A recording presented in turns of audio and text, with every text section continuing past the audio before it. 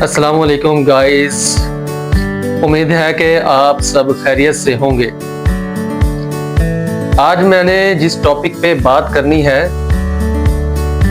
वो टॉपिक है वो नाजायज मुनाफाखोरी की एक ऐसी शक्ल है जिसे हम में से कोई भी नाजायज नहीं समझता। मैं ये चाहता हूं ये चीजें जिनके बारे में अब हम डिस्कस करेंगे, आप लोगों ने मेरी इस हवाले से इस्लाह करनी है, आया कि ये नाजायज मुनाफाखोरी के जुमरे में आती हैं या नहीं आती। इस हवाले से मैंने बहुत से उलमाए कराम से भी जानना चाहा, लेकिन वो भी सही से इसका जवाब ना दे सके।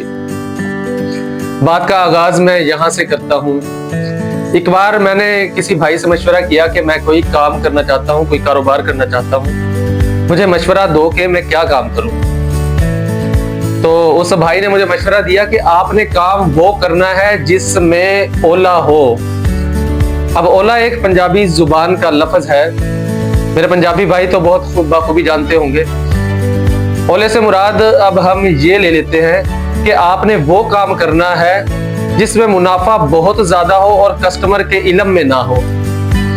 मतलब कस्टमर ना जानता हो कि आपने ये प्रोडक्ट कितने की परचेज की होगी और आप कितने की सेल कर रहे हैं, उसमें मुनाफा बहुत ज्यादा हो। अब अगर कोई बंदा कोई सर्विस प्रोवाइड कर रहा है तो मार्केट की इस्लाह में उस सर्विस को हम उसकी प्रोडक्ट का नाम देंगे, या अगर कोई किसी भी किस्म की कोई चीज सेल कर रहा है तो वो उसकी प्रोडक्ट होगी। अब मैं ये जानना चाह रहा हूं, मार्केट में जो चीजें सेल होती हैं, फॉर एग्जाम्पल कपड़े, जूते, परफ्यूम, ज्वेलरी, मेडिसिन एटसेट्रा, वो तमाम प्रोडक्ट्स जिन पे गवर्नमेंट की तरफ से रेट फिक्स नहीं किए गए, अगर इनकी कॉस्ट फॉर एग्जाम्पल 500 आती है तो 2000 3000 तक वो प्रोडक्ट्स सेल की जाती हैं। मतलब ना 5%, ना 10%, ना 50%, ना 100%, बल्कि 500 से 1000% तक मुनाफा कमाया जाता है। अगर कोई ब्रांड होता है, कोई ब्रांड बन जाता है तो वो ब्रांड नेम यूज करके यही प्रॉफिट और बढ़ा लेता है।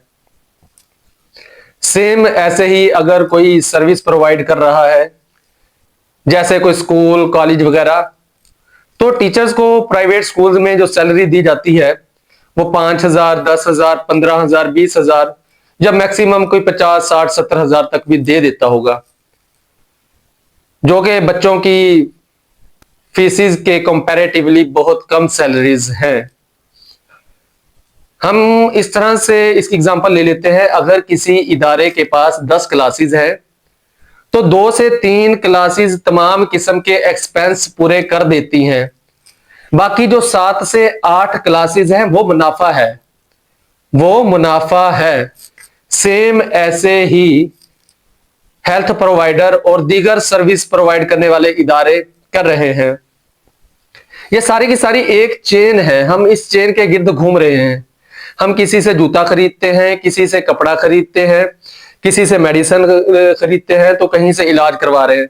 हम इस चेन के गिर्द घूम रहे हैं, ये एक चेन है।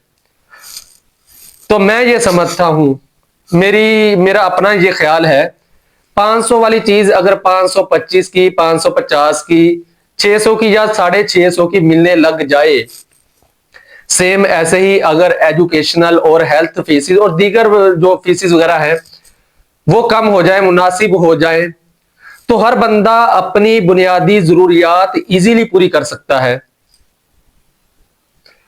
अब आप लोगों से मेरी रिक्वेस्ट है, कमेंट सेक्शन में मेरी रहनुमाई फरमाइएगा कि ये जिन चीजों के बारे में हमने डिस्कस किया है, क्या ये नाजायज मुनाफाखोरी में आती हैं या ये मेरी गलत फहमी है।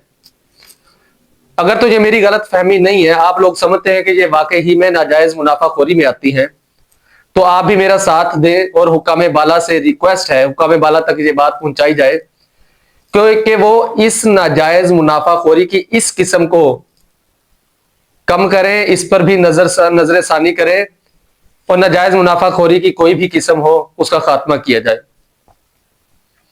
शुक्रिया।